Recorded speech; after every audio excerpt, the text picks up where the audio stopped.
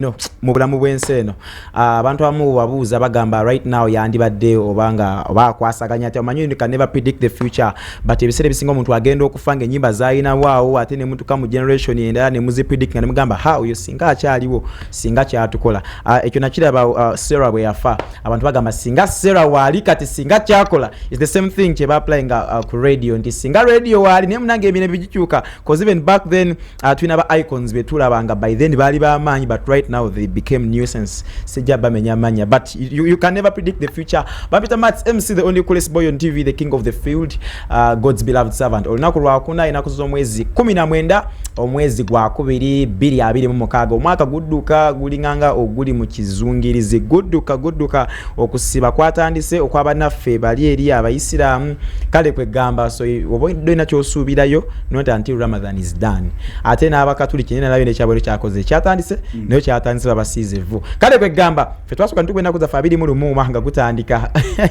twasooka ntukwenda ku 21 ne tuzimalako kakati twaleke bakwasaganye ekyabwe naye ekisinga okutwawula bibeera byandi awo ndowooza nga batuuse okusiibulukuka awo nga batuuse okumalako ekisibo kyabwe awo twawukanira ne bakujjukiza Christmas ne bakujjukiza Easter ne bakujjukiza ki but regardless we got to move life has to move on tugenda kutambuza mpola basically what we do best on Thursday tukube ennyimba ezikuliridde oba eziyiseeko emyaka oyinza okuba gwe okayimba wakalabe ku TV nenga olina memories enjawulo zokajjukira kugamba akayimba ako bangoba school fees nawe bangoba school fees nengena nenzibe nteya neiba nenjituna nenfuna school fees enzo kwa memory yonna jojjukiranga bakubya akayimba ako osobola ogenda ku mikono gyaffe migata abantu that's Kingdom TV on Facebook and of course Kingdom TV on X then on TikTok Kingdom TV not windows nogamba MC Mats it being a throwback Thursday akayimba ke muyingire nako kanzijukiza bwekiti ne to keeping mu vibe nze njja kuba nsoma comments za mwe kino kitambula today we discussing a lot this topic we're going to discuss on the show today tuji discuss nzeko over but this time round tugenda kulaba tutuusewa Bampita Mats MC hit me up on all my social media platforms at MC Mats Live. I am on X, I am on Instagram, I'm on Threads, I'm on Facebook, I'm on TikTok. Wona take MC Mats Live oja kulabekanga onfuna and in the building siri munze kaba sibane banyabo ndi muna abakukunavu they are both media personnel ate baine emirimu emirala gye bakwasaganya nga bwe bagenda okweyanjuya ndo kansoke ne muganda wange Brandon Takula Eva looks young Brandon ogamba otya ndi bulungi naye kasita ngambye nti wasoma ne wumbe Jocelyn awo ngumye ngenda gatta Jocelyn wali mu start ani alikuwa waggulu mwali mukasiyemu oba waliko yaliko waggulu ne wansi ogezako gatta myaka naye abaana b'obuwala emyaka tebaagala kudiringa najjo but good to saving oli good to have me here. It's been a long time ndoza nasembayo kubeera wano last year yes naye nga happy new year abatulaba amwe bali kubanga kwemuli Brandon Shaft emanya yo TV and radio guy nga nsinzira eri ku CBS FM Mandu so every single day Monday to Friday zibira sawa 4 ezokumacha paka 7 nga nange empereza abantu mungere yenjawulo but I'm very happy nti msajja wange Prince ni hello banga libadde deni banga liweze myaka emeka since you last met I think 2 years now ningire emirimu tugikoleramu nze nkulaba nkulengera tenkuli Mats mugezi okubanga atukyaziza and it is nice. Amen. Bless the Lord. Abantu tubamenyedde muko you used to work with Ejawu. Are you still I'm still the Secretary General of all entertainment journalists of Uganda. Okay. Mwina sako. Yes sir. Mwafunye sente. Sente banange omanyi bapoze ne group endala by the way no we're gonna look go into that tugenda mutandikide court seat tugenda kigenda Prince Nick Amalu kweyanjula amanya gange nze Prince Nick Akaikai the most handsome dude on the planet fearfully and wonderfully made in the image of the most high Jah gogambe bakwita batya Bampita coolest boy on TV lawa tubikwasaganya ndi muweereza wa Mukama I'm a church minister I'm a media personality ngabo wagambye television and radio I'm a music enthusiast passionate about gospel music I am a director at Uganda Performing Rights Society I am a trustee at the Federation of Gospel Artists of Uganda and I'm the founder and team leader at Victoria Gospel Music Awards. Okay. I'm glad I'm hosting two lions on the show today.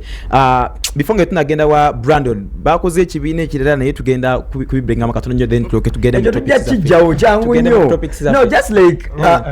omanyinga bwobera nti no waliwo abantu abalaba ekintu there is a movement olina tukana agamba nti no I would want to be leader a leader movement yo nenga of course qualities nga tazirina okitegeera naye n'agamba nti no kati nyina ba opposinga we are in a free world we are okay to associate in any way okitegeera so mats osookera ku macha nayo n'ogana mbu Kingdom FM oba Kingdom TV associates tetukinako buzibu oba on air associates tetukinako buzibu but is byokola bijamba abantu abo okitegeera so Ijau has been there and it will always be there. Yes, 2017 and it will always be there. Bali bakola association nga bagise entertainment hosts MCs. Yes, which is okay. Katamba ba Kasmil ba Baramiti, yes. Era nange nsokera kumacha nenjoyininga because I'm a host. Ochegede but eyafe entertainment journalists association mwena so I would call it a federation if we would. What we can associate ngabe twagala. What is the agenda of this new one? This other for me it is the agenda. Bali bo bayine ekintu kyabwe nti bagala kwerobingira. The agenda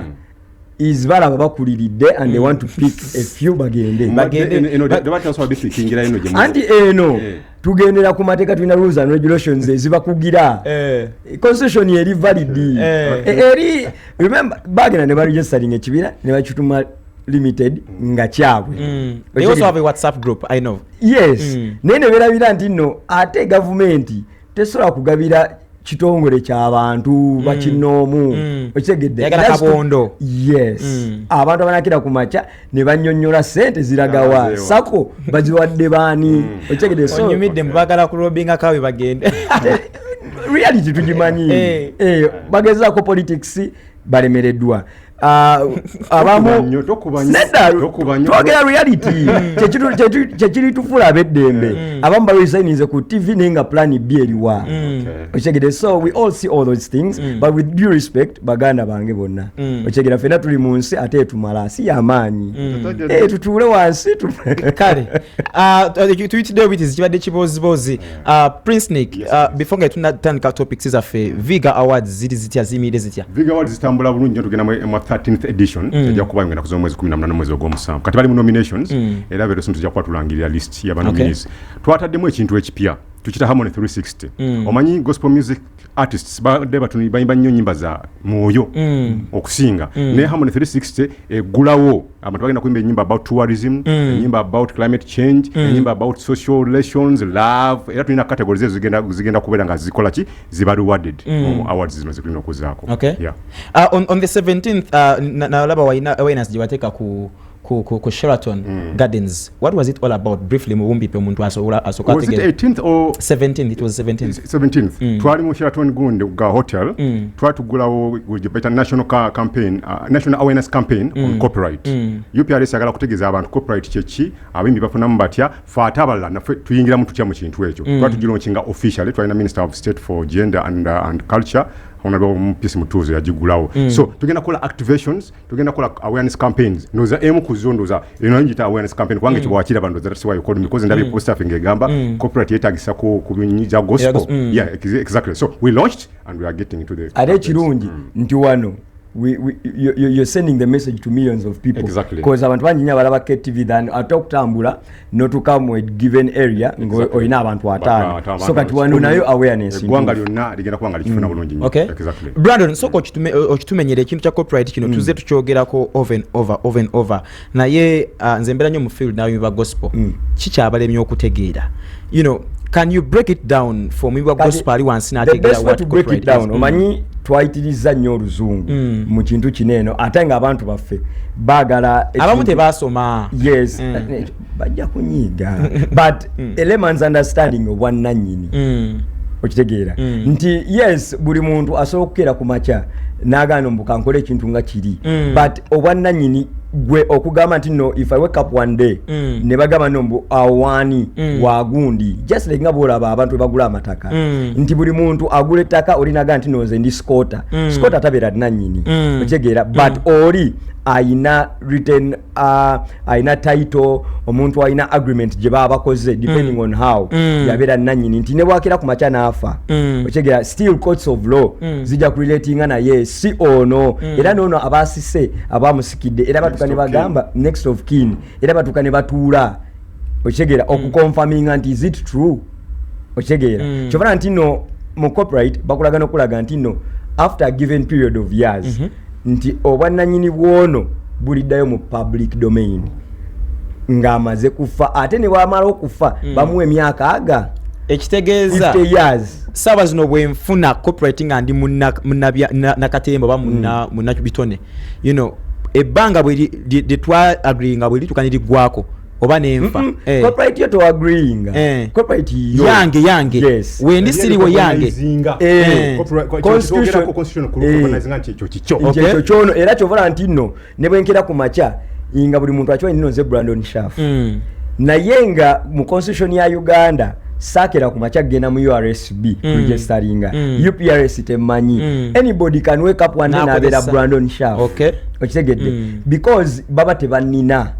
mu records. So it's not only based on music but buli kinne kintu ekyo owninga intellectual property. Okay. Copyright is just a branch of intellectual property. Abantu bayiya emotoka nakyo kiyiye abantu bayiya plan z'ennyumba omanye ennyumba zitukuba kiba kiyiye it's your own craft yeah omuntu asoso giyiya yabannanyini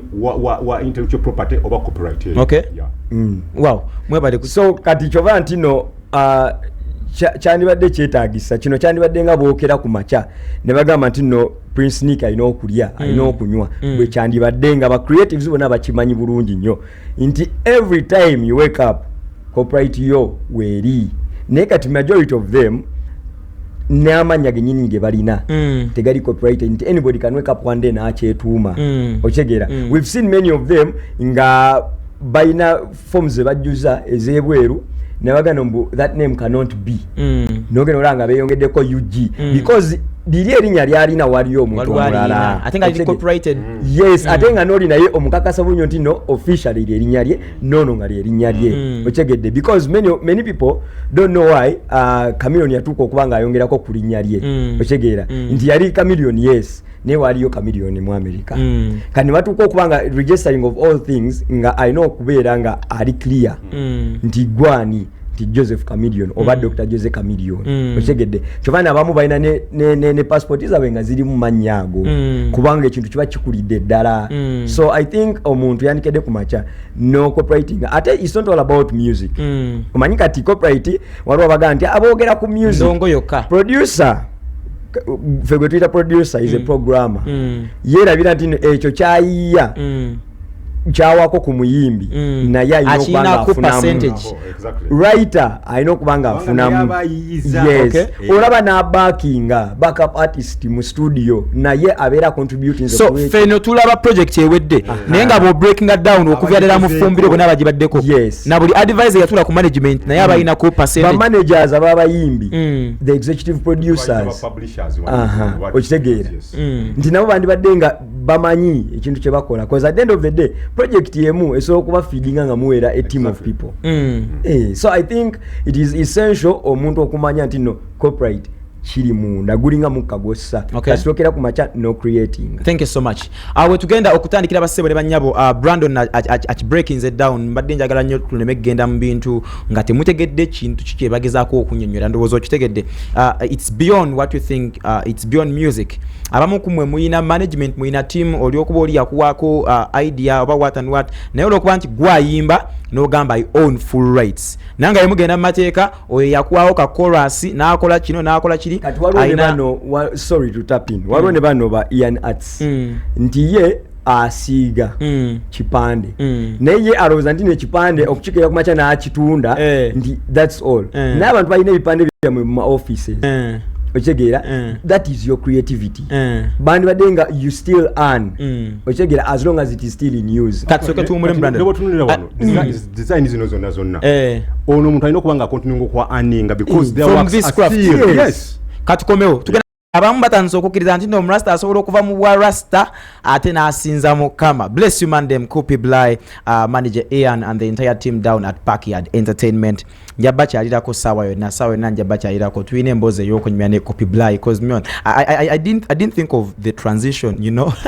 Simanyi obagana sagala tukuba ne raga obakati yategedde nti eno ye wali amaanyi g'abantu manyine mu kuyimba okutegera wali amaanyi g'abantu awo tovaawo. But anyways tusinzira Mengo Kisenyi w'omulabizi Daudi Kiganda ne tusaasana amawanga gonna. I urge you to download the Kingdom Media app, gibiteeke mu simu yo obeere nayo. Gifuna otya genda ku Google Play Store, gidownloading obeere nayo. This year nabagambe tugenda kutalaga Uganda yonna. Kingdom Media at 10 tugenda kutambula district ku district, so bwe tukusanga unayo tuba tukampinze ntukusanga ng'olina Kingdom Media app tugenda kubawa ebirabo bingi nnyo. Mu birabyeko Bishop nga abigaba, motoka zigabye, amataka agabye, ebyapa abigabye, so tugenda gabya ebirabo bingi, hampers byonna tugenda batubigaba. So genda o downloading Kingdom Media app nawe atulabira ku www.kingdommediaug.com chokola kyamaanyi onyo ndala. So tell a friend to tell a friend, koze n'emboozi egenda kuyamba mwena bannabitone mu gospel industry, si bayimbi bokka wabula kasitoba nga you a stakeholder in the gospel art, weetaaga okuwulira emboozi njo genda okulaba nga tonyumya. So baguliza ku munno ali ewala mubaguliza, atasobola ku accessinga TV mugamba afune Kingdom Media app oba agende ku www.kingdommediaug.com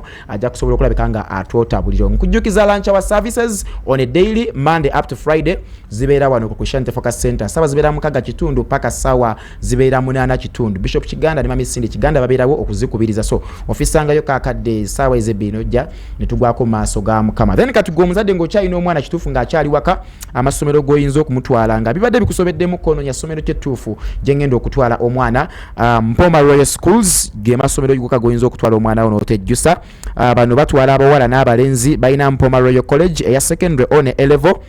eri abaana abawala n'abalenzi day and boarding. Balina Mpoma Parent School na Miryango Seta, balina Mpoma Junior School ku Lwebugerere, ate ng'ensomesa yeesigamiziddwa ku syllabus empya ne teknologiya ow'omulembe. Amasomero gonna ga mulembe ate era abayizi bayita bulungi nnyo ddala, library ne laboratory ziri well equipped. So omwana kyasomako kyalabako wali eri, si bino ate kusoma ku mmese naye ng'emmese teriiwo ku ssomero. No. Entambula weeri buli kimu kiri malidaadi sana. Osobola obbanoonyawo ku offices zaabwe wali Kampala ku Kizito Towers ku level 3 room number 02 oba kuba ku namba z'essimu zino wammanga oyambibwe. Noti 7 noti 18 7 7 n'esembya omukaaga oba noti 752 59 noti 12 n'esembyayo 2. To all the stakeholders on the show right now mbatumiddeko abagala okulobingira abayimbi bammwe amagezi, then mubatuuseeko ebintu bitambule mu nkola. You could be a manager, you could be ng'olina kyokola mu bulamu bw'omuyimbi kyokola kyamaanyi ndala. Wetumulidemu ko Prince Nick njagala musoke mutwawulire royalties ne streams. Ebyo no bicyankalanya nnyo abantu. Soko bitu breaking them. Royalties kantandike nga defining a product ya copyright. Product ya copyright erimu ebitundu bibiri. Erimu composition. Omuntu n'ayiiya. Omanyi waliwo abantu abayiiya n'ayiiya bwe lyrics nazikuteeraawo. Nate ne waddawo kye bayita musical works oba composition oba mastering, okugattako ekintu ekyo kiroke kifune oluyimba luno dwe tuwuliriza ne enjoyinga. Mubaamu ono gutuyita producer naye andibadde nga sound engineer, ne mubaamu performers bakola ki bakuba ebidongo n'okuyimba. Abo bonna bali part of the musical work eryokola master. Kati bye bitundu bibiri. Kakati so royalties chechi. Royalties bwe tumala okufuna product negenda mu market ekola mu commercial places, kubanga fe corporate tugenda where music is used for commercial purposes oba omuntu wafunia mu kasente okudda mu luyimba lw'omuntu nga cover band gena funa sente okuteka mu balayo ng'otunda omwenge oba mu supermarket anyway aba mu. Does that also work in churches? Church eri complicated. Naye yandibadde ekolayo abantu bamukubanga waliwo gitwabadde omanyi kati let's be broad. Tuwane wafe kikyatutawaanya naye mu church agamu bagatwalanga gundi income generating, because mu church tuwaayo ebiweebwayo kati bali abali so commercial bagamba even if it's kuwaayo that is income, that is generating what income. Kati mu societies ezimu churches bazijjako copyright nefe wano kyandoza zikyaze exempted tukitwalireyo bwekityo nenga nazo zandibadde zikola ki zikikola because one the music is used when money is being collected. Okay. And that's where copyright ene kyetogerako wekola ki wekolera. So kati olwokuba nti buli muntu ayimba n'ayiiya nakola music tasobola kuba mu bifo ebyo byonna wekolektingira sente ze nga music wo akoze. Waliwo ekitongole mu nsi yonna buli nsi ezisinga zirina ebitongole bwe biti ekivunaanyizibwa okola omulimu ogwo collectively. Era babita CMOs, collective management organizations. Fenna twewandiisaayo ne tukiwa obuyinza ne tukiwa ne works oba emirimu gyaffe oba ennyimba zaffe tuno luyimba lunkolektingireko sente nga lugenze mu kifo ekikola sente. Kati babazikuŋŋaanya sente ezo ne bazireeta ne bazigabanya okusinziira buli luyimba bwe lukoze. How often is that money being given out? Is it annually or buli mwezi? Kati tukikola annually wano mu Uganda UPRS eno gyendi tukikola annually. Ensi ezimu ezina a lot of money bakikola quarterly. Ekisinziira ndoza income zaabwe. Fe twagenda kulanga obusente bwaffe bukyali butono nja kuwa challenges tuyina tukya collecting small kati ng'omuntu mu mitwalo ko olusi abantu ba mitwalo ko okuyita meeting oyita omuyimbi. You understand? So netuga kijja kumeka sense kati tukoze annually. Kati eyo gye bayita royalty. Kati kunganyiza sente music ko gyakolera netukugabanya sente. Next streams ndoza kufuna sente nga music ali use over the internet. Yeah. Okay. That's how I understand it. Because streams is all about number of times somebody is consuming your product online. Then royalties before nga bwakunyonyode nti oli tagenda genda UPS egenda genda ateberenga ekubuuza mugundi wafunyeyo sente no. Of course kubanga UPRS yo kati ate yeina wesobola collecting sente zo ne ku YouTube aba Spotify gwengejo lyesalingamu nayo returns oboziraba. So it's all about the number of times your music is being should used. We take it that those are trusted sources ntino temusobera kubeera mu bulumira ntino Brandon music wange mba mutadde sigenda kumanya nti azanye mu bala ki gundi amukubye na amukubye supermarket che mukubye. Are these trusted sources ntino bwembanga nzanye tugeze emirundi 10 in a day mu bifo ebyenjawulo ne bakigatagata for a year zenaku 365 banampa kye neetaaga oba bo bajja kundowolezaako bagambe ndaba tabaddeeyo bw'aba azanye emirundi bwe ginebwe gitika tukole waliwo ekintu ekiri recorded. They do splits ne bakulaga era neke nyini osobola okugejinga amaanyi go ng'ogalaba okyegera nti mnaye leero nze mbadde ina hit song Uganda yonna badde balukuba okyegera ekirungi nti no bakulaga ne breakdowns ezo nti nayo kenyini oba okiraba kati with the collecting management societies of organizations nti bo kyova no bakugamba nti no you're free okugenda even before the year ends. Noga bannange nze mbadde njagala ku spreadsheet yange nontebenga wenkoze kiri kitya otegeera because abantu abamu oli atukendagano mukaninde last ate ku last bano bakuwa nga bakuwadde ne document number ate abantu baffe with reading we have problems kati ekyangu nnyo genda ne baku breaking nga they have your time kubanga leero babaleta mu annual meeting bakitunulira general buli omu afuna nate nga gwandiyagadde okumanya nze nga Brandon, so that's why you need their offices. Ku UPRS twakoze monitoring app eyaffe gye twakoze customized for UPRS nti tugenda kubanga tusobola okulaba buli television ne buli radio station ekuba music ne government etukolera monitoring app gye bayita corporate management system era nayo kyekimu kyegenda okukola ng'eriwe nayo bwejja naffe tulinayo akafe kati member waffe bw'anaasasulanga membership fee tulina kye tumwa kituyita IPI interested party identifier kati IPI fee yekufuula video alabibwa ku internet nti no wayagala ku music abe streamed nga muganange bwagambye eyo gundi eyo identifier fe tujikuwa munsi yonna mu Uganda no obuvunanyizibwa obwo kali wayagala kufuna music abenga ali recognized everywhere on the internet you must come to UPRS register and get that nobody wagala tukolere royalties n'endala zonna ekitoka kyokka kino okuleta ku UPRS. And how much is the fee? Just 50,000. Kati ate olaba ekyo ekintu kyemugenda okukola it is a very good move. Omanyi lwaki nti wano mu Africa etutwala eri South Africa okyegeera kati ate South Africa fa bayimbi bafa wanena basinga tebalina IPS eyo nti atuuka nga ayagala ogamba nti no this is me inga tebamwina okyegedde kyovala banti no realities weziva mu the entire world ne bazikasuka e South Africa wane waffe tezina weziraga zibula lwaki tumanyi kubanga tebamanyi matsi okyegedde tebamanyi matsi kati UPRS nayo yennyini bano badde bagiwa naye nayo nyini ekulaga nti no matsi tetumulina. That means nti matsi neetaaga okugenda mu UPRS with that private number eyo basobola okuba recognized in South Africa ne baba globally. Mu America ebagezaako okunoonya matsi niniyo eye Uganda egera kubalaga nti this is a Ugandan citizen era nga details zino with the help of government ya Uganda kye ya registeringa kati omuyimbi kyalina okutegeera. This is very nice. So muli mukunvuga speed ebibuzo nina bingi but ate kino kyemweta mbasaga tukiveeko nga tukibreakinze down. So bwensasula emitwalo 5 egyo waliyo obulala obuntambuza oba just wenteka yetaano egyo kiba kiri sealed done before kibadde free okuregisteringa for membership UPRS naye ne tukiraba nti one abantu bangi beewandiisa nga tebalina na wax omanyi waliwo okwewandiisa nga tulina mirimu wax ennyimba kati ezikubya akati oba zino every work okuddi yayimba wipolo emyaka gyemabega lwahitinga recent mu 2000 something you understand so you just get your work and get it registered okiteekeyo okole emirimu yimba tonka ntane hit in a moment omuntu oyinza okuba ngolimba luyimba emyaka nga 10 nene olizonotinga naye today it becomes a hit again so kati gweteka oluyimba luluberenga lulichi. How was the reception bwe mwakikola nga kibadde free of charge from the gospel fraternity? Abantu bangi gospel fraternity of course batugana nti fe tulina kugenda mu kimu mu UPRS spiritual ndo kiri spiritual ne tukyakyinyana so now kati abantu bangi ne bewandiisa nga tebalina wax naye nga bavuma oluvuma n'atalina gundi ennyimba zaffe mutuba UPRS nze omukubali bavuma UPRS omanyi nange UPRS nakagiyingiramu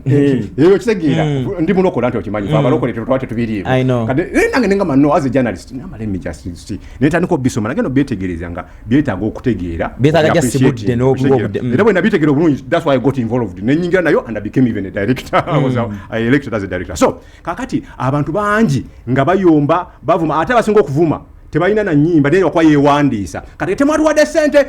netugamba naye nga talina olimba ku ground naye yewandiisa memba kati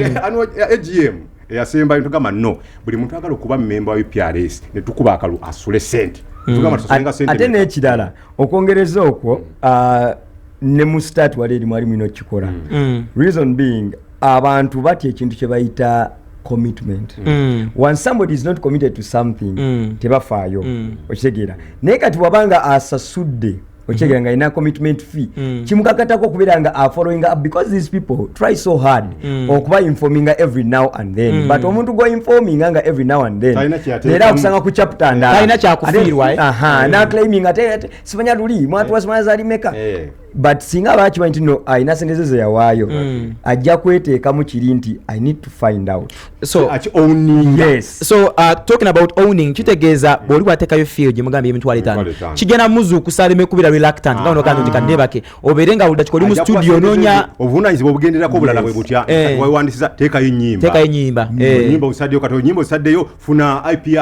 you understand okumonitoringa music wo okimaze funa ka app katike ku simu gula smartphone obenga abasobola okweregulating ng'omuntu olaba music buli waplayinga pulenze eggulu ng'olaba nti olimba nopulenze kati bwe tunaakoma mu AGM nga nawe olina taliizizo nga tugamba lulimba engeri gye lwakuba sente ze zino tugabanye bwe tuti ng'okimanyi ne sente zogenda funa automatically from the media then from the internet ngono muganda nga bayagedde oba gwagambye streams zo ziri automatic era nakyo kirabika by the way also gets gundi some streams waliwo bamemba betufunia sente ze international eza digital nazo tuzifuna netubadde na mandate ekyo volaba tulina kye bayita copyright amendment bill kubanga ebyo tebyali mu muteeka etteeka we lyagira nga internet teriiko mobile streaming teriiko zino ennyimba zaffe ze bakozesa buno bugundi RBTs nga tebiriiyo kati tuteeke pya bigenda biteekamu kati binateekamu era tufune ne mandate eyo era tube nga tubikola kyo bulungi nnyo so kati now we can only monitor the broadcast tukyalina omutawana n'amabaala awo gavumenti wegenda okuyingiriramu nti nejja kubanga esobola okuteeka ekyo nga bakyogedde for over and over ekyamabaala gavumenti etwala process za gavumenti ozimanyi mpolampola process kitambula naye tuba tuba hotels zonna ziri monitored supermarkets beaches zonna nga ziri monitored buli mulimba lukuba wali nga ku system wali nga musobola okabala. Brandon, you've been in the game for some good time. You've related with legends, with artists. Obamanyi engeri gye batambula and you know some of their secrets. Twetaaga copyright mu gospel industry cause ebyaffe biri mu Katonda nti no waba Katonda yawa MC Matsi ekirabo nti I can sit on TV and everyone would wish to sit and watch me. Lwaki ate kyeyampa mba ate nkiteekako restrictions manchiteekako ki manchiteekako ki njagala okitumenyere. Ekisookera ddala kati kino kyenjagala ffenna abali mu gospel industry tunotinge with research tunuulira the Bible bwe tutandikira nti Bible etali copyrighted ye Hebrews yeri mu lulimi lwa Hebrews ne Greeks okitegedde zino zonna ezizze zi KIV okitegeera bazze bazikyusa the translations naye nga ziri copyrighted omanyi lwaki basala bazi copywriting nti because bano abantu abali mu kutranslatinga abali mu kueditinga ba inkayinga mu course naye gamba no omuntu bakera ku macha nagano mbo this language omuntu ali mu Africa tagenda kutegeera lulimi olwo we need to change to English kitegeeza kinti you're going to sit down take a time take a sente you edit and do something you simplify something for somebody you're creating okitegeera something omuntu kyagenda okukozesa so ne basawo ne bagamba mbo let's copyright them okitegeera so kyova nti no oli bwe muwulira ng'agamba nti no fe twandwaite tuli sikitegeeranga n'ekitabo kyennyini kye tutandikirako okitegeera kiri copyrighted versions ez'enjawulo okitegeera kitegeeza nti no olaba ne kiri ekyawandiikibwa kiri copyrighted at a given level lwaki ate kino eno kyenkera ku makya nga Prince Nick agenda mu studio yemu mwengenda nza ayimba ebyensi agenda kugenda wa video director yomu agenda mu promotion strategies ezimu ate ye aberenga ta aninga ngate nze ndi mu aninga ngate Prince Nick ne mu dini jakiririzamu obulungi ennyo alina okwambala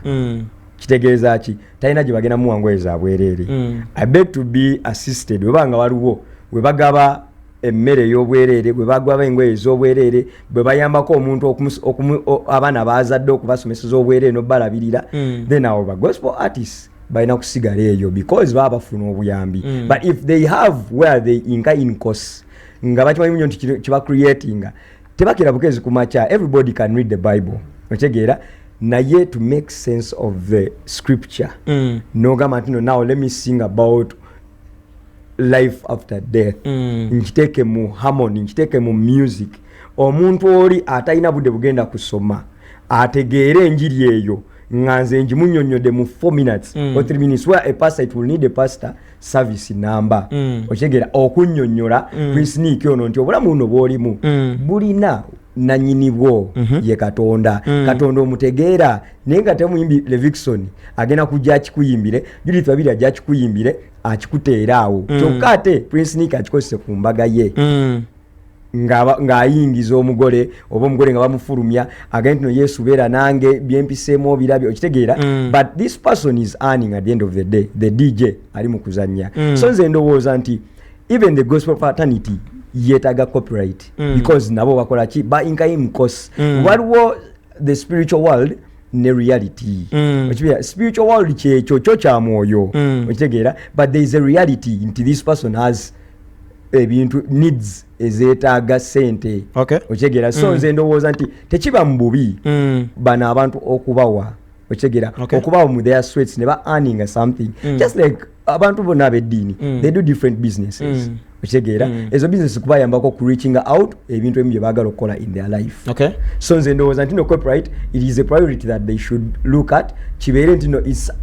it's a good thing and easy thing to accept and do and practice. Kale Prince Nick oyina kyoyongerako ku nsonga y'omukulu Brandon? Simaina Brandon kyenyizamu kubanga ekintu kino kijjeyo bulungi nnyo but anyway wasomako ekyawandikibwa wewuleko ekyawandikibwa Yesu yatumira omu ku baweereza be agende afune ssente basasule omusolo wakiwulirako nali nkiwuliddeko kitegeeza ki nti waliwo ebintu ebimu ebyetaaga cash nga ne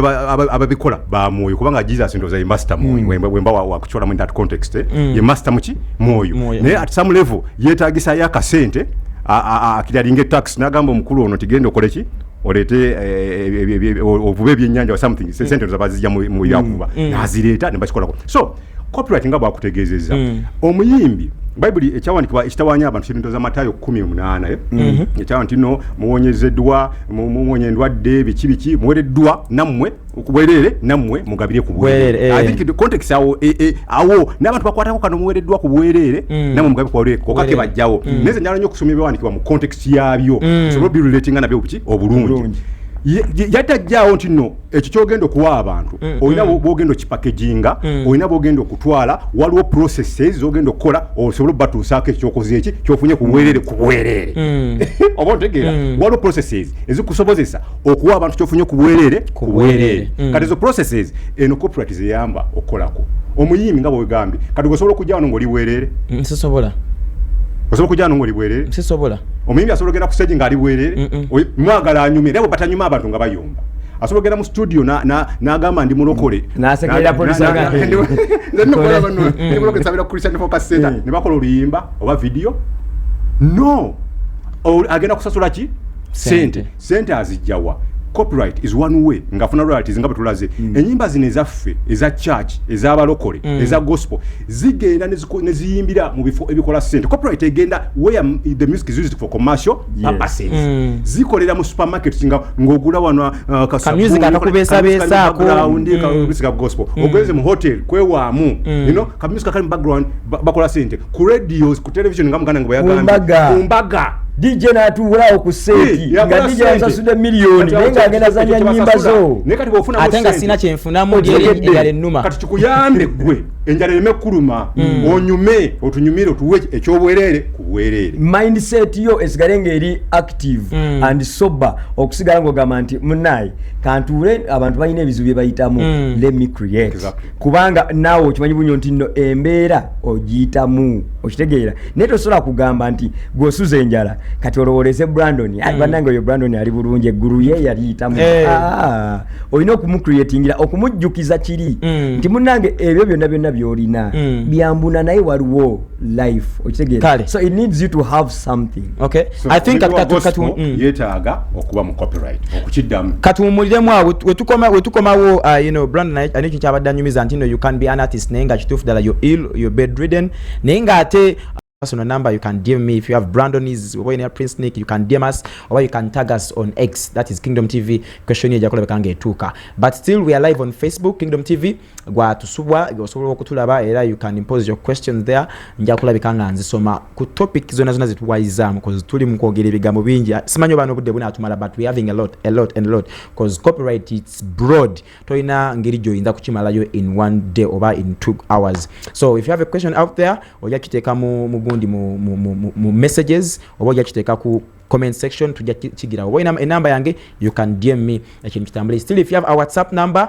osobola okusindika ekibuzo kyo nja kuba nkifuna abakulu bano balabekenga bakidda muyinza okuli muyimbe nga gwebuza ebintu bino nzenga sibitegeera kino nkoze ntya this is the time joyinza okubuza ekibuzo kyo ne balabekanga bakunyonyola ekintu kirakanga kitambula so Metropolitan International University weri okubangula omuyizi mu masomo gonna agaba ggulu omuli computing education business administration health sciences tourism journalism social science information technology n'endala bagaba certificates diploma ne degrees eri abayizi abayise obulungi bayina amatabi mu Kampala Kisoro n'Embarara era nga bagaba nizi bursary eri abanakera okwewandisa so the earlier the better genda yo ku Metropolitan International University wewandise oba kuba ku namba y'essimu eno in case of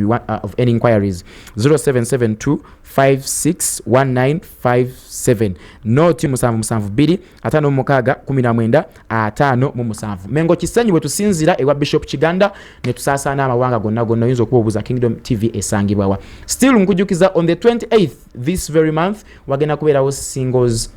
conference y'aba single meet and greet so jangu oyinza okuvaawo munaye nga goli sorted ebyo Katonda byakola mu kanisa jangu ojja kufuna mwana munno mumanyagane y'aba single gw'omufumbo simanyo mwana yanoba simanya nakola ati simanyo banakwetaaga naye obaddala ng'oli single nga kituufu ddala ku kyalo gy'owanga yolemeddwa okulaba yo abanattu MC Mat tali single naye jangu sejja kubeerawo okay so ndowooza katweyongereyo twagala okumanya abakulu baneeno Prince Nick director wa UPRS pressure ki gye batadde ku government okusobola okulabikanga etuwe ekyaffe they are trying their best ne waliwo government kyeyina awe twagala okumanya mutaddeko buzito ki okusobola okulabikanga tweddize ekyaffe kakati kirungi waliwo pressures zijja nga Katonda yazikoze government erina obuzibu erina abavubuka bangi tebalina mirimu naye abavubuka bangi balina ebitone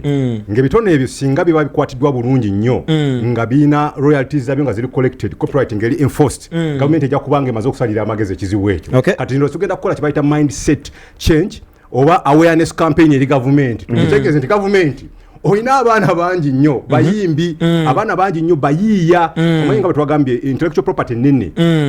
ebiyiiye bingi abamu bapaintinga abamu bazimbi abamu bakubi ba pulaani bamu bawandisi babitabo ebizo zonna zifuna intellectual property protection kati gavumenti ekyo bwe nekitegera obulungi etuwe copyright ennungi then ekyokubiri tuyitadde gavumenti kuninga nti bannabitone bangi balina byebakoze ebimundozi ebitawanya gavumenti kankireke mu courts kati ate gavumenti agala gitawanya kati tukigamba nti bwe munakola ku bizibu byabwe kubanga bambaloze ewali omugaati ne mukole copyright ngeri strong palamenti omugaati guli wano babalekere ebyamu omanyiye nze kyensinga okutunuulira neŋŋamba nti all this thing kisookera ddala cause government eyina okutu ewulira naye problem weeri nti omanyi nga bw'obeera taata mu maka yes oba okimanyi nti nno omwana alina okuddayo okusoma naye omwana oyo bw'atakulaga nti nno daddy wabulayo wiiki emu nabeera ng'akujjukiza every over and over again bingi ebyokutawaanya definitely ojja kugulira mami dress ojja going out but nga bw'olaba nti the past few years in 1995 bw'otunuulira omukyala yali part of okubaga the corporate bill that is mukyala Ndawula mama wa Abike yes nti mukyala Ndawula akyali mulamu ebintu bingi nnyo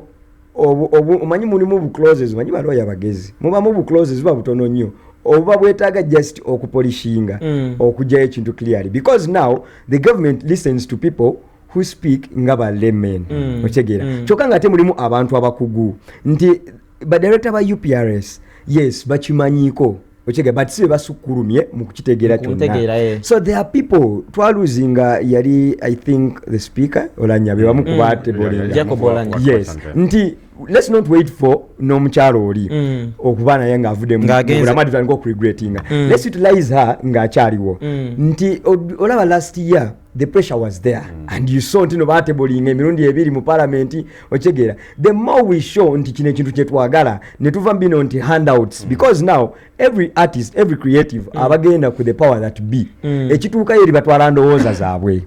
otegeera nti Prince Nick bwajja agaba noni nga ye bwayina renti nga ye bwayagala okuzimba ne yerabira nti kino kyakola kiyamba ye not even abaana babajja okuddako kubanga abaana mulimu abagenda picking from him agenti daddy yali muyimi nange kankole ki kanyimbe omwana omulala agenda kukwata ate ange endala oba azanye emizannyo oba wandike emizannyo kyenjagala tutegeere nti this is for us all otegeere nga bwagambye creating awareness yes we engaged government as UPRS twagera mu parliament netuba engaging netubabulira we are engaging the stakeholders mugundi ministries ezitukwatako nga bannabitone ng'abayimbi n'amateeka tubataddeko gundi engagements workshops batutegeere batuyita netubayita netu engaginga era tuwandise ebiwandiiko nga biva mu Federation of Gospel Artists Uganda mu UNMF mu WUMA mu National Culture Forum UPRS ne tubigatta wamu n'okupaawo ebitongole byonna ebirwanyisa kino ne tubireeta government ebikoleki ebiwulize tugiraze ebintu ebinene bisobola okukolebwa copyright nga kye bayita private copy levy wajiwulira PCL recently Nigeria implementing last year bafuna about $1 million private copy levy ogimanye nti buli gadget naye ne abusing copyright esobola okukozesebwa okuabusing copyright nga tuyinza okuba tugimontalinze bagiteekeko akantu katono nnyo aka-contributing towards the copyright management kakati singa flash discs zona gadgets computers ezimu esobola okutwala music amasimu kuba nazo gatwala music like that akantu katono ne wasiringi emwemu ngejibwako negenda mu private copy levy negenda mu copyright kijja kuyamba pool ne income eyaba n'abantu banabigaziwa ate tujja kuwa omusolo ne gavumenti efunemu ekole enguudo so kati tugiraze we have done our bit gavumenti tugitandika okulesa tugiraze byonna gavumenti yedde bano bajja ng'ebitongole but ba individuals abajja ne boogera nemmwe mubagambe tusoke tumalirize kiri ekiyamba mwenna because the few individuals aba meeting they just want to rob for themselves bo batunulira kyabwe olina ganze nyagala kutandikawo studio weziri omuyimbi ekimubonyabonya si studio ekimubonyabonya bwamala okulikodinga kyekiddako okitegedde tetugenda kufiirwa abayimbi nga omuyimbi akira ku makya inga ye kyonna ekimuli mu bwongo is him or her being on stage to earn nga they can earn even when they are sleeping wale baddekaawo message nejja ku simu yo you've received nga webaseeyo how you feel however little it would be manyi companies zirina bonus ziteotuwa nebakuwa ebisatu ataano yes ezinyate zigera ku yansindikidde 14 nala enga what's this Robo investing oba ina yakalimu ko wakola oba wakolesa mobile money nga yeah it's an investment ye feel omuyimbi jofuna ba creative yona jofuna ngori just in your sitting room oli ku chai message ne cover from UPRS ne bagamba tino olima lwe wayimba in 1995 or 2000 lukuletedde yo 15 otegedde naye bwe tunasigala nga tuli mbine ebintu omanyi bye bino batugamba nga edda imbo olinye ku muti ate oli mu kutema ettabi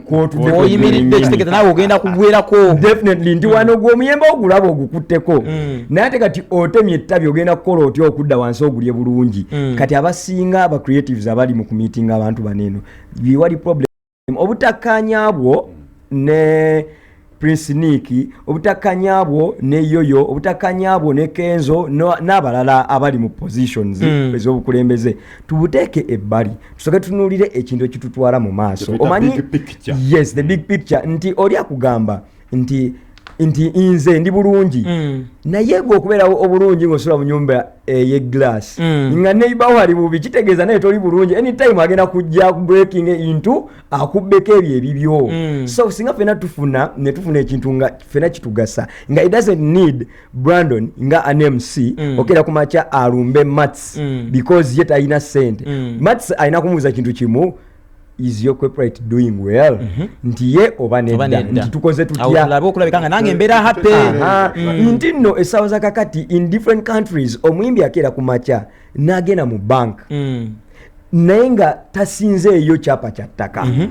wabula asingayo katalogu ye nagamba nti nonze this is my catalog UPRS nebawa database nebawa form nebagamba nti no ono earnings zijja bweziti banka egamba nti Brandon is eligible for this amount of money omuyimbi n'abako ebintu byakola but right now omuyimbi akugamba ayagala $5,000,000 omuyimbi n'akola kawash okitegera it is very bad and it is so sad bino ebintu biri serious ne tubisagiramu nti omuyimbi yandibadde nga teyeetaaga even all those things nga ne mu malwaliro omuyimbi is the catalog emweyimirira ne baga nti no UPRS emanyi Brandon aninga bwati ayina works ze zino ne UPRS esobola okumweyimirira nega nti oyo member waffe ati stories tell to me nti no ebintu bino birimu oluzungu lungi nti kati omuyimbi sawa zinongereze ku muyimbi ani asijja kumenya amanya g'abayimbi kankwese Prince Nick awulira idea gy'oyogera ntuufu ate era nnungi era eyinza okumuyamba nti niwaba avuddewo still abaana bakizibwe baani basobola okusigala nga balya ku ntuuyo ze naye agamba oluzungu olwo simanya ntandikire wankole ntya emisoso egyo bano balina office gijja nnyo abantu gabe namba yo bano balina office wosobola okubatuukirira Prince Nick will have esaawa enamba even more okunyonyola ekyo ekintu because okitegeere ono ali mu same picture naawe akutegeera omanyi abamu bagamba mbukati nze mu parliament natukadi togenda mu parliament gireke walonda Prince Nick bayoyo bagende bakole ki representing they have lawyers abali mu position eyo kati gwereta layman's understanding yo akunyonyolere ku level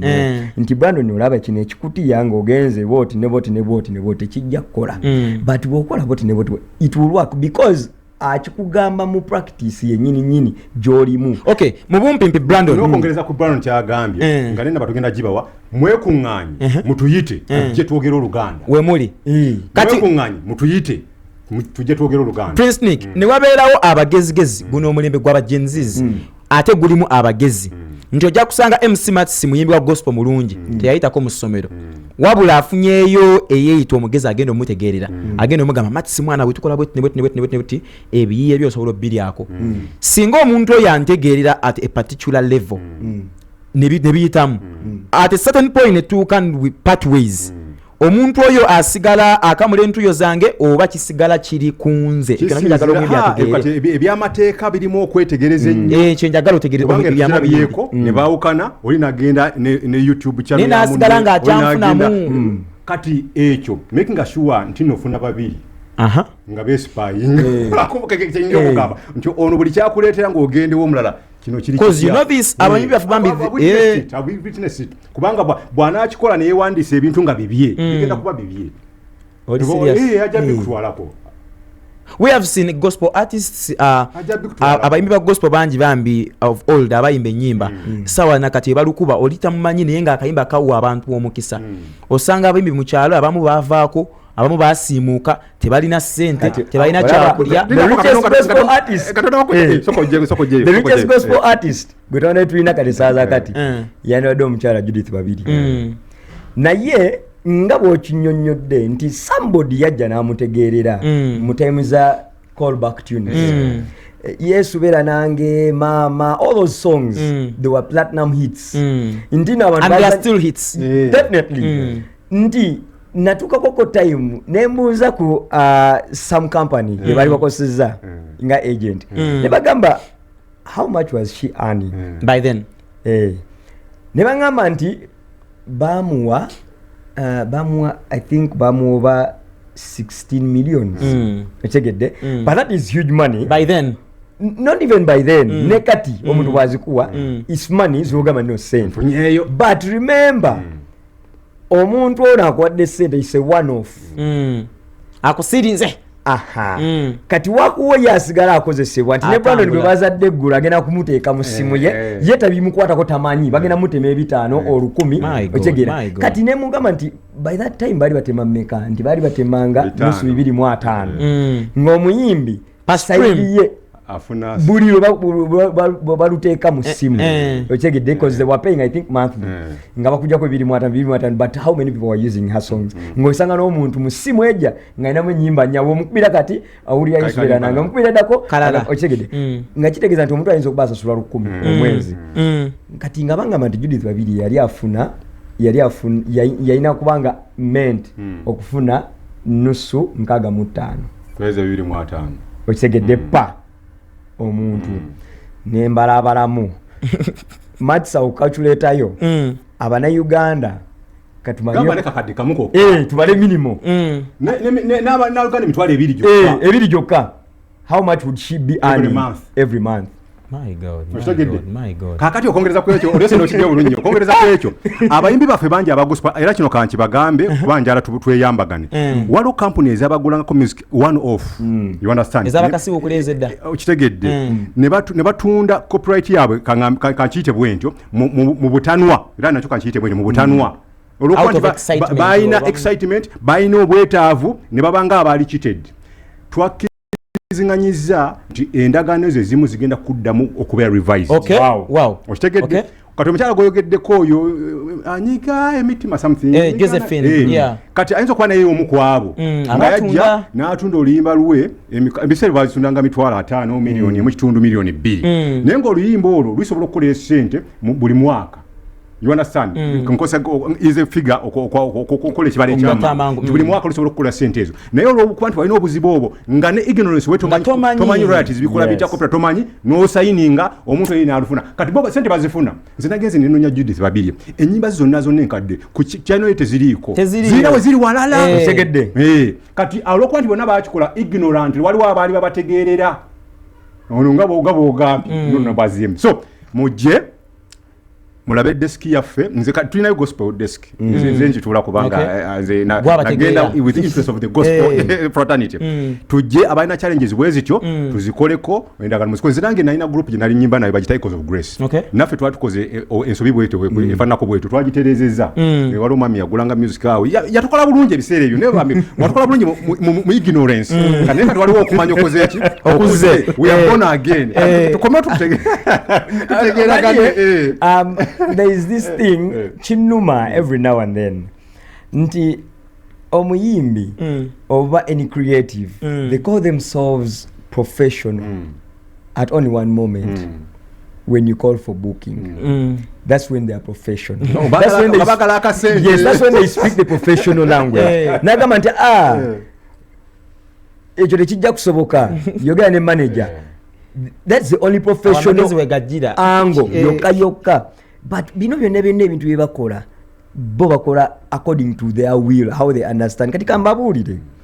kirungi nnyo omuyimbi you're a company you're a business entity you have earnings you're spending and you have returns you are ebe kusaba kitegeeza ki beera professional si wali mu kusaba sente wokka but ne munkolayo ey'ebintu business yonna yeetaaga legal department. UPRS ekyabayambyeko eririnienti mbwe ekyalinawo desiki eyo ey'obwerere tojja n'onnyonnyola ensonga ne bakuwa that touch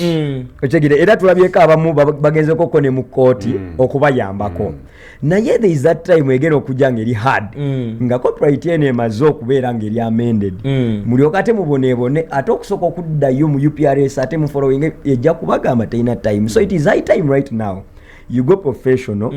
you have the business mindset mutandike ebintu byo kubikola kati gospel artist nkiddamu the way you spend kitegeeza ntino you need to have an avenue wo earningira kati avenue eyo yeriruddawa awo nyini wetugambira ne mu Viga Music Awards sebo kyogeddeko twakinulidde nga ebyetaago tulina okukolako as responsibility bakita social CSR corporate social responsibility. Viga Music Awards egenda kutandika okusomesa abantu ebintu ebyo era nawe tunakutuka sebo kujja okusharinga naffe samu byonole tugana tugenda kuleta abantu bapasa baffe batutegeere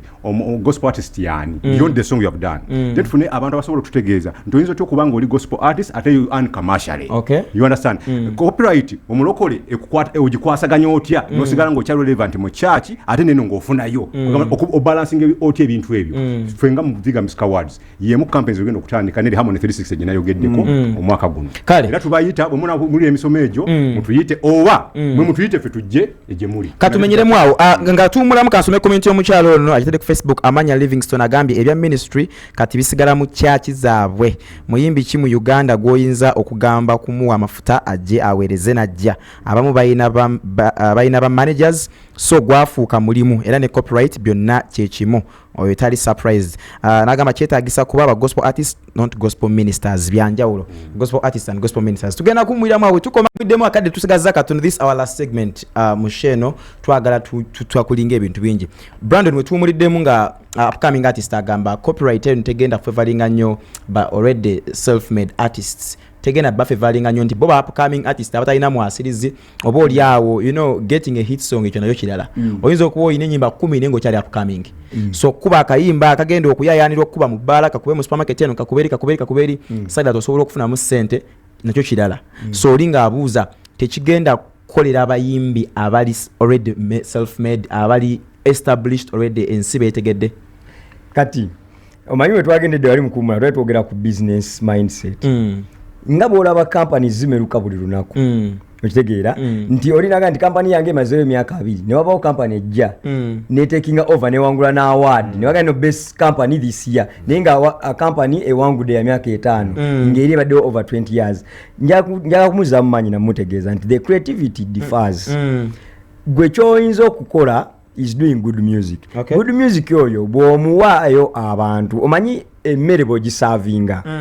omuntu alya yatubulya nti emmere yewooma n'abuulira omulala nti no emmere ya gundi bw'ogenda wali eri ewooma. Same applies to music nti when you listen to a good song olejja musanga nga alina waali ng'aluplayinga Prince Nick n'aluwuliriza naye n'alupushinga on olima ne lutambula ne ku media kuneno kwe tulinako ennyimba ez'aba gospel artists nga baakubadda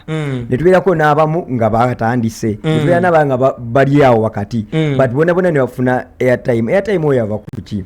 nti mwenna wabawo space buli kintu kisoboka gwekola bukozi kintu kirungi do the promotion ojja finding out until you can earn n'okusinga omuyimbi oyo because abantu bangi nnyo bafulumya music n'asigala mu studio inaga nti olimana otadde bajja dwetambuliza teri agenda lutambuza you do the effort nekitambula bulungi toba nebweru abayimbi ab'amaanyi nabo batuuse ne babayanga relaxinga because bakira no they cannot compete now in the generation eriwo bone basigala ne bafuna mu realities ne baleka generation ya yetambule buli mwimbi w'amaanyi naye aliko upcoming artist definitely arena se yatandika naye era yasangawo you give us an example ntino buli lwolemerero okwebranding nga kino kindetedde bu branding ondaze example mwimbi sijja mumenya ng'okuze weegomba omuyimbi omulala but at a certain point n'otuuka n'oba almost on the same page with them ne banga ate bakunoonya gundi oli wajjangu tukyeringaoko ffenna biki kubanga baba ne projects zebaagala okuggusa naye ng'ate gati gw'oliko ng'amaanyi gaabwe tegakyabasobozesa mu biro ebyo okay kyendowooza what makes someone upcoming I think nga siina oluyimba ndowooza oyingiridde market naye ate music taliko bya upcoming a good song werufuukira good werufuukira nga lwerusinga ziri zonna ezibaddewo so just make good songs good music okay ye tajja kuba upcoming tajja kuba penetrating omuyimbi wa gospel tulaba ssaawa zineeno oba oli awo agenda kufiirwa ki singa tatambula nekino ekiriwo ekya copyright kufiirwa royalties ezikuŋŋanya nazifuna kyenyinza okugamba bw'abanga talina bulungi ssente ekyandibadde kimwongerwa katonda kyeyamu omanyi katonda yatuwa ne bayibuli egamba nti no abantu babulwa olw'okubulwa okumanya kati kubanga okubulwa okumanya ositaani abaako alina kyakubbyeko kitegedde naye kati engeri gyokitegedde tukkiriza kukikubulako be part of it okay yeah. So is there anything you guys are looking at basing on what you've been getting in your offices whereby you get artist manager sagas over copyright you know how best can you equip these artists abali eyo nga kituufu ddala bw'aba asobola okukola kino kijja kutambula bwe kiti newankwadde alina company oba musayininze just of recent Josh Media bamusayininze kakati bw'obanga oli signed under a particular umbrella ng'egenda kugoverning ebintu byonna byokola tips kizayinza okugobera no keeping a release ddala liri open okulabika nga tatuuka ate neyejjusa bwe bakusayininga biri bintu bibiri oyinza okuba nga oli composer ng'ennyimba oziyiiya oba nga n'ennyimba bazikola ki bazikuwe kati oba ng'oli composer make sure buli lw'oyiiya oluyimba lwo luwandiise mu UPRS as the composer ne mu RSB ofune kye bayita ekyapa kyalwo kati oluyinza abatasobola dukola ki dukujjako ate oba toli composer nga bakuyiiza buli lw'operforminga make sure nti yo spirit ogitegeera era nayo gi requesting egene on record nti nze kuno oluyimba royalties ninako 20% 15% whatever it is obe ng'okiyina yinza obbawa nti wonna ofunire obuzibu bonna bonna oba protected osobola okubeera nga gwe Sebagala Brandon naye nga Brandon Shaff era yeggwe bino ebintu they can be two different people nti nsobola okugamba nti Sebagala Brandon ye muwandiisi Brandon Shaff ye performer ye muyimbi mu breakdown wali eri mu split bonna bakola ki bali recognize era buli omu abeera ne percentage ye kubanga abayimbi abasinga atuuka n'awandiika mu spreadsheet writer Brandon performer Brandon kati problem wejjira wali mu kuyingiza nti this is now the same person but wali eri bw'obeera obyawudde kikwanguyira nnyo nti ne bano management bange ekusayininze management bange esayininze Brandon Sebagala yejjaali so tebasayininga Sebagala okay so management erina okumanya nti no Sebagala balina omumusasula okuwandiikira Brandon oluyimba okay okitegedde that is another way osobola okubeatinga all this management omanyi management ezisinga scam eyinza obutaba scam naye buli manager yenna buli muntu investor ayagala ku maximizinga profit ate abantu abasinga ba maximizinga nga customer ali ignorant something kati ye nakuyita alaba bo bazanya game yene yefula muno mbu byonna okegera yalina wabaira mu kupepa nga bataddeko omuntu omu okegera so kyobano mbabagamba nnyo nti no come with your lawyer manager tomukkiriza ate kuwa lawyer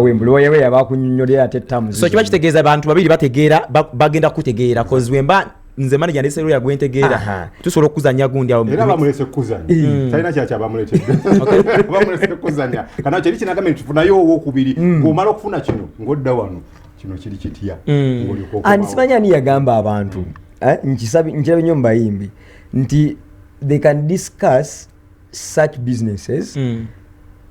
of a cup of coffee ne batuuka ne bawekinga up onaku ne bayita bannamawulire and you're signing in public document egenda okuregulating your business naye we signing bannamawulire whereby you will not be able to read through that document olwobudde kamera zonna weziryawo osayininze when you look at the international world they sign dummies Ochegedde ngeri wali mwagimaliriza dda. Aha. Naye waneeno oli assigninga the actual document yennyini manager n'agitwala n'obuuza omuyimbi ate tamuzi zabadde nga tamuzi zajjukira ze baanyumya oli nga banywa caayi kumbe mu contract wano nga mulimu ka close. By the way nakirabye I don't know tomorrow I'm having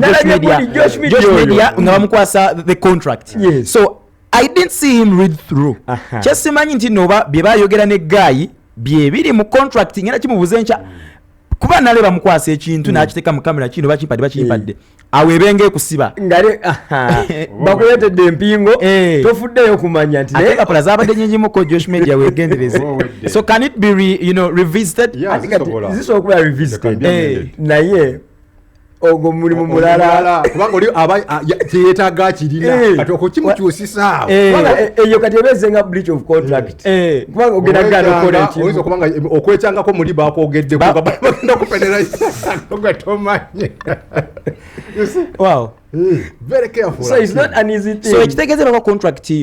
banabi ba gospel nga manager ina kyaleese oba yakutuukiridde eri weetaaga any of your relative or your next of kin to sit mubumvi nga tumanyi nasho njagala ogenda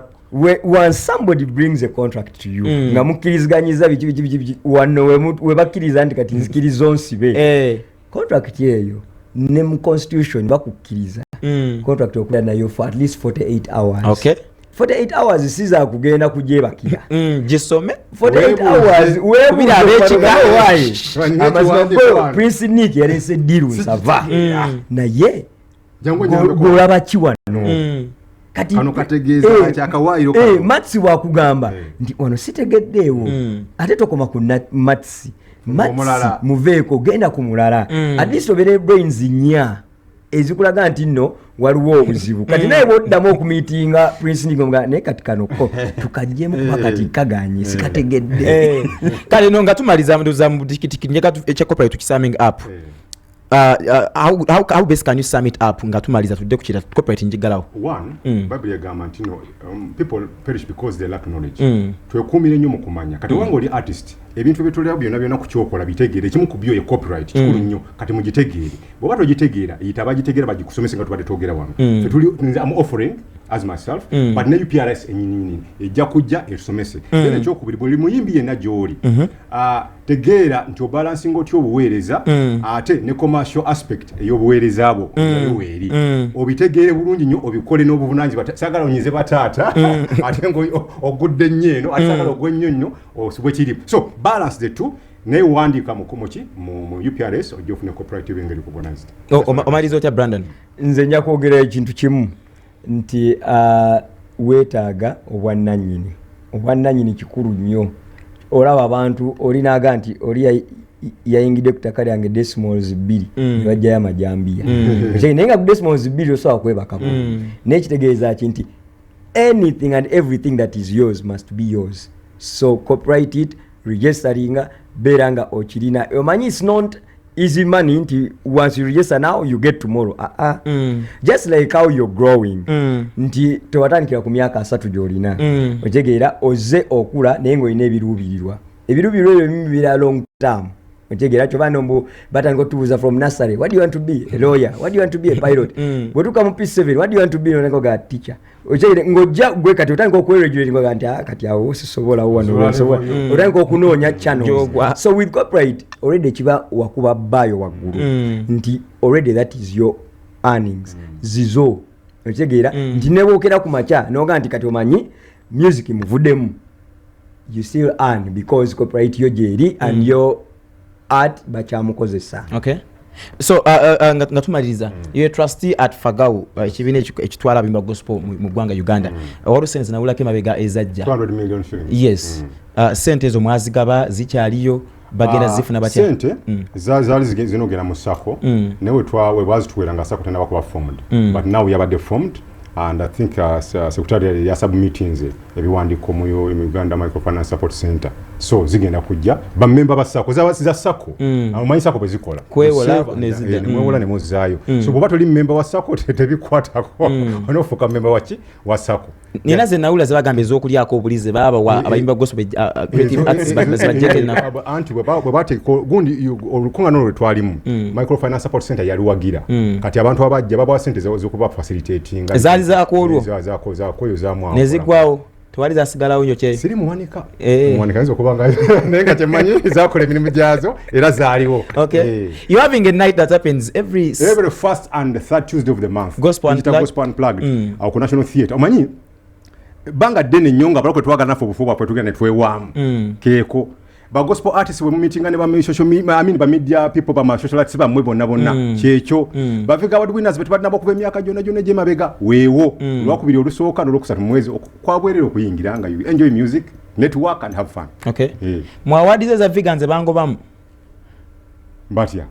I wasn't nominated last year our awards kati ndeeto nazo zirimu kintu kidogo ne Brandon omanyi bwe nominating you nominated the Vegas alina na kusindikira form ya Viga if I recall eyo mulundi guna I think etwali batuli kati ndozola bwe tukola we send out kado bate bakulaba ndozo mpaka guno bobo okoze waliwo ekikono because honestly speaking mu gospel fraternity amati siyoba olimba size nimba ekiriba zizo form mufuneyo college lomonja kuyita ati kote yo college mufuneyo college nga nayo esolo kugamba nti bannaye wadde temuntu wadde muntu ono newe nakati basolo kutula omanyi waliwo kibayita kitentya personal choices you understand lulimba kyolwa kunyimidde omwaka guno olwa gospel lumu just nyingi ne lumu lokalo bompa guno mwaka guno 2026 waliwo oluyimba baluyita is it embeera ate gulimba kyolwa kunyimidde akagundi ono gwewe kakapya ke gwewe mbeera kato kitegedde nti mwenna choices janjawulo gendo wabweru wali obuza abantu who's your best TV presenter radio TV presenter kati form zezo zenjogerako zezikola ekyo and that's a college already mukama kuwa mukisa kazi magezi abantu mbawe handles zamwe na whatever's you never agalo kubayisao then to thank you very much mwebale kubanga mwekumideko nze Brandon Shaff buli wamu erinya weriri ku X umanyi kati mwalese ebintu bingi nnyo kati buli social media platform when my management is doing everything it needs to do okunteekayo si kyamanyina bimu bwe nina byandolinga but I'm everywhere. Nange Prince Nick Nyombi for media issues then Prince Nick Akaikai ebya entertainment omanyi nange nina personalities biri babadeyogera ebiri serious Prince Nick Nyombi ebya Prince Nick Akaikai ku all socials naye Prince Nick nga tonnagenda omuyimbi ono ali wano eno creative ali wano UPRS agyetaaga nnyo mubuulire gye musinzinga omwene contact because amazima tugambe byaffe kati nange nenkola byange institution yange thank you very much kakati tusangibwa Kansanga botuke Kansanga waliwo KIU eryawo ku luguudo awo mu maaso waliwo gye bayita Bank of Baroda waliwo ka mall bakayita SAS Mall koyambukira akageti ako kayingira buli televu mu UPRS era ne gundi yaffe kweri signpost ku luguudo awo ne ku geti yaffe bwoba oyambuse boti ogirengera awo gye tuli okuva ku Mande paka ku Lwomukaga tukuyambe ne bogenda era ku social zaffe Uganda Performing Rights Society era ojja tufuna oba UPRS zo mbizi ko zigezese. So do you guys also have lawyers ab'ekitongole ekyo ngasobola tulina legal department yaffe ngesobola okuyambako omuntu buterevu nyo oba member waffe basobola okuyambako ni issues ezikwata ku bya copyright. Yes kale asigenda kulabika kansuka wano sigenda kulabika gibawadde Matt tagala ogabe namba bajja munonye banonye banonye ku social agisabire ku social bajja kunonye kale Alex Focus ongambye ko oli muyimbi kwa gwanga namba yange kweri Alex Focus omwaka guno tuli mupya omukyala mundabire n'abaana Alex Focus musajja wange nnyonyi ndala n'abayimba gospel mwena babaddeko kansubire nti nene mboze ekuyambye kansubire nti oyina kyoyizeemu bw'obanga oyina embeera emu n'endala ne manager wo ng'oba oli awo contract yammwe gye mwasayininga tennaggwako naye nga in between yawo labwe ekitali kituufu osobola okugenda nga solo artist n'otuukira Prince Nick offices zaabwe bagambi we ziri ne balaba bute bayinza okukuyambako in that contract etuuka okuggwako ng'ebintu biri sorted bona olina contract eggweko ng'ate manager yakucyangamu awo olina ebintu ebirala bitagatta kiyinza okubeera very hard for you okuddamu okufuna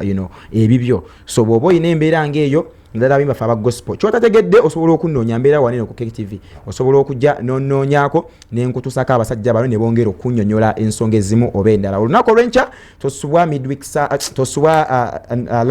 lunch hour services ku Christian Focus Center Bishop Kiganda agenda kuba akulinze ne Mami Cindy Kiganda ate era enkya egenda kubeera Friday Miracle overnight so jangu tusabeko fenna I understand wiki mpanvu era ebadde nene ayitwa akaza abaana ku masomero tuli mu budde abali mu kusiba kale gamba akasende ko kekuttemuko naye jangu enkya tunoonye ku Mukama agule enzigi ezibadde zikyegadde njagala kutumirako muganda wange Roger Best nkutumiddeko nnyo nkwagala nnyo ndala nabo nabe nkoze nabo thank you Bob